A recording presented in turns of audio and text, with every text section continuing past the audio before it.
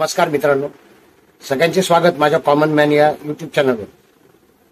मित्रांनो, नुकतेच मी उद्धव ठाकरे म्हणजे शिवसेना उद्धव बाळासाहेब ठाकरे या गटाचे म्हणा किंवा या पक्षाचे प्रमुख उद्धवजी ठाकरे यांचं भाषण ऐकत होतो. सध्या नरेंद्र मोदी आणि अमित शहा हे जेथे जेथे दौऱ्यावर जातात आणि भाषणे करतात, सध्या म्हणण्यापेक्षा खूप वर्षापासूनची त्यांची टीका आहे घराणेशाहीवरची. आणि आधी काँग्रेसमुक्त भारत अशी घोषणा दिली गेली, घराणेशाही संपवायला पाहिजे. आणि मग लक्षात येतंय सगळ्यांच्याच की ही घराणेशाही फक्त काँग्रेसमध्ये नाहीये, तर ही घराणेशाही समाजवादी पक्षामध्ये आहे, विविध पक्षामध्ये म्हणजे लालू प्रसाद यांच्या राजदमध्ये पण ही घराणेशाही आहे.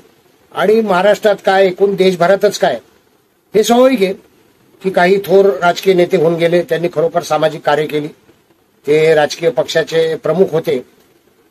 मात्र नंतर लायकी नसताना किंवा स्वतःचं कर्तृत्व सिद्ध केलं नसताना त्यांची मुलं अध्यक्ष होत गेली, त्या पक्षाची प्रमुख राहिली आणि पुढे त्यांची मुलं, त्यांच्या मुलांची मुलं, असं सगळं बघायला मिळतं. म्हणजे लालू प्रसाद यादव त्यांची मुलं, मुलायम सिंग यादव त्यांची मुलं, काँग्रेसमध्ये अगदी पंडित जवाहरलाल नेहरू यांच्यापासून मग इंदिरा गांधी, वही गांधी आडनाव आलं, त्यामुळे मग राहुल गांधी, राजीव गांधी, राहुल गांधी, मग प्रियांका गांधी, मग आता प्रियांकाची मुलं देखील आता मोठी होत आहेत, ती देखील भावी पंतप्रधान आहेतच. म्हणजे पक्षीय घराणेशाही असं म्हटलं जातं की एखाद्या पक्षाचा प्रमुख हा नेहमी त्या घराण्याचाच माणूस असतो, ही पक्षीय घराणेशाही. म्हणजे याच्यामध्ये आमदार खासदार म्हणत नाहीये. म्हणजे काँग्रेसचा एखादा आमदार आहे आणि त्याचा मुलगा आमदार झाला, ही घराणेशाही वेगळ्या पद्धतीची आहे. पण पक्षाचा प्रमुखही त्याच घराण्यातला आहे, त्या पक्षाचे मंत्री देखील पुढे त्या पक्षाचा दुसरा प्रमुख होतो, तो त्याच घराण्यातला होतो. याला म्हणतात घराणेशाही, जी शरदराव पवारांकडे देखील दिसते. तर अशा घराणेशाहीवर नरेंद्र मोदी आणि अमित शहा टीका करत असतात. आज उद्धव ठाकरे यांनी त्यांचा समाचार घेतला. उद्धव ठाकरेंवर हा आरोप होतोच आहे. म्हणजे बाळासाहेब ठाकरेंनंतर अध्यक्ष उद्धव ठाकरे झाले, त्याच्यानंतर मग आता पुढचे अध्यक्ष भावी मुख्यमंत्री उद्धव ठाकरे मुख्यमंत्री होऊन गेले, मग पुढचे मुख्यमंत्री म्हणून आदित्य ठाकरे यांना प्रोजेक्ट केलं जातंय. ही एक प्रकारची घराणेशाही असं म्हणणं आहे. म्हणजे घराणेशाहीचा मी मूळ अर्थ जो सांगितला की पक्षामध्ये प्रमुख पक्षाचा नेहमीच त्या घराण्यातलाच निवडला जावा प्रमुख अध्यक्ष आणि त्या घराण्याकडेच ते प्रमुख पद राहावं, ही घराणेशाही. याच्यावर टीका चालली आहे. आमदाराच्या घरातला मुलगा आमदार होणं ही घराणेशाही वेगळ्या पद्धतीची, पुन्हा सांगतो, पक्षीय वेगळी आणि एखाद्या पदाबाबतची वेगळी, म्हणजे आमदार खासदार पदाबाबतची. तर आज उद्धव ठाकरेंनी आपल्या भाषणात स्पष्ट सांगितलं की घराणेशाहीच्या तुम्ही गप्पा मारता नरेंद्र मोदी आणि अमित शहा, माझं तुम्हाला खुलं आव्हान आहे, चला होऊनच जाऊ द्या एकदा. म्हणजे खास ठाकरे शैलीत म्हणतो ना आपण, ठाकरे स्टाईलमध्ये त्यांनी सांगितलं की एकदा होऊनच जाऊ द्या. माझे आजोबा, माझ्या आजोबांचे वडील, मग माझे वडील यांचं कर्तृत्व आणि तुमचे बापजादे, म्हणजे कोणाचे बापजादे, नरेंद्र मोदींचे, जे असं म्हणतात की चहा विकत होते. अमित शहा तुमचे बापजादे, जे व्यापारी असतील कदाचित, तुमचे बापजाद्यांनी काय कामं केली आहेत. आणि माझ्या बापजाद्यांनी म्हणजे सुरुवातीपासून मुख्यतः बाळासाहेब ठाकरे हिंदू हृदय सम्राट यांचं कार्य तर सगळ्यांना माहिती आहे, हिंदुत्ववादी त्यांचे विचार आणि त्यांचं कार्य देखील माहिती आहे. त्यांच्या वडिलांचं कार्य सगळ्यांना माहिती आहे. मग ते किती थोर आहेत आणि तुम्ही म्हणून घराणेशाहीवर बोलायचं नाही असं उद्धव ठाकरेंचं म्हणणं आहे. तुमच्या बापजादेने उलट काय केलं देशासाठी किंवा कोणतं सामाजिक कार्यात होते. माझे बापजादे सामाजिक कार्यात होते आणि एकदा होऊनच जाऊ द्या चर्चा तडफदारपणे आवाहन केलेले. बेसिक हा बापजाद्यांबद्दल नाहीच आहे. बेसिक की लायकी नसताना एखाद्या व्यक्तीला केवळ घराण्यातले लोक थोर आहेत, त्याचे पूर्वज थोर आहेत म्हणून त्याला पुढाकार मिळतो, त्यांनी स्वतःची लायकी सिद्ध केलेली नसताना, हा मुद्दा आहे. नरेंद्र मोदींचं कोणी नव्हतंच, स्वाभाविक आहे.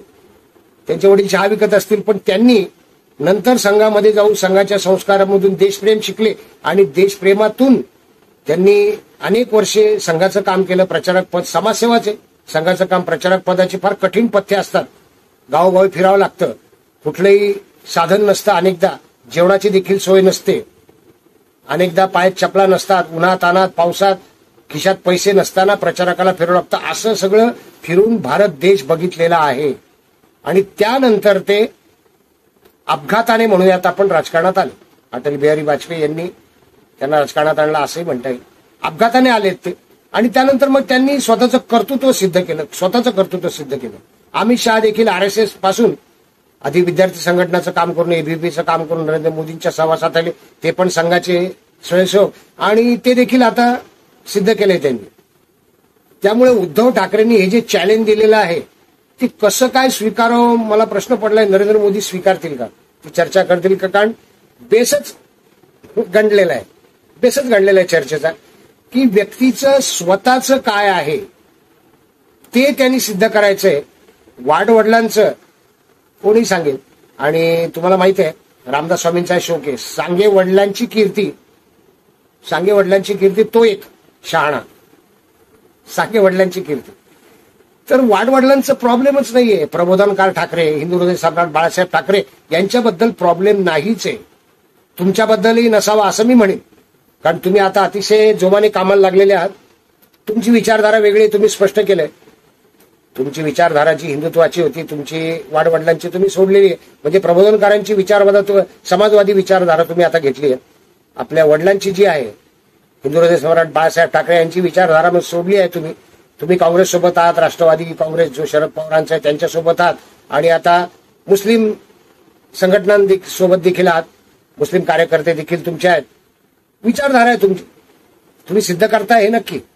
तुम्ही आता स्वतःचं कर्तृत्व सिद्ध करताय हे नक्की आहे, आणि मला खात्री आहे तुम्ही अजूनही पुढे कराल. पण आतापर्यंत जे कर्तृत्व होतं, तुम्ही ज्यावेळेला मुख्यमंत्री झाले त्यावेळी तुमचं कर्तृत्व काय होतं? केवळ तुम्ही एक पक्षप्रमुख, शिवसेनेचे कार्याध्यक्ष म्हणूनच तुम्ही मुख्यमंत्री झाले त्यावेळेला. मग आदित्य ठाकरेचं कर्तृत्व काय होतं? त्याला ताबडतोब मंत्री बनवला गेला, आमदार म्हणून एकदाच निवडून आला पहिल्यांदा, आणि आदित्य ठाकरे तरुण मुलगा एकदम मंत्री झाला. या बाबतीत आक्षेप आहे. आणि चांगली गोष्ट आहे की उद्धव ठाकरे तुम्ही आव्हान दिलंय आणि तुम्ही आता चर्चेला तयार आहात. खुलं चॅलेंज आहे, होऊन जाऊ दे असं म्हणून, आणि तुम्ही स्वतःला सिद्ध करताय हे देखील मी सांगतोय की तुम्ही झंझावाती दौरे काढतायत. मनसंवाद, तुमची यात्रा जी जनसंवाद यात्रा आहे ती अतिशय वेगाने सुरू आहे, आणि ईश्वर तुम्हाला दीर्घ आयुष्य, चांगलं आरोग्य देव अशी माझी प्रार्थना आहे.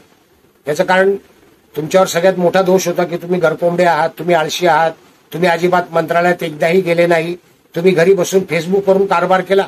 हे सगळे आरोप तुम्ही आता खोडून काढत आहात. भले उशीर झाला असेल, मात्र आता खोडून काढत आहात हे नक्की, आणि स्वतःला प्रूव्ह करण्याच्या मागे आहात, स्वतः सिद्ध करतायत. आदित्य ठाकरेही मेहनत घेत आहेत. तुम्ही अशाच पद्धतीने झंझावाती दौरे काढत राहा, ही मेहनत घेत राहा. म्हणजे तुमच्यावर देखील घराणेशाहीचा कोणीच आरोप करणार नाही, कारण तुमचं कर्तृत्व मी स्वतः सिद्ध केलेलं असेल. व्हिडिओ आवडला असेल तर लाईक करा, शेअर करा, सबस्क्राईब करा. भेटत नाही व्हिडिओ कॉमन मॅन सर. धन्यवाद.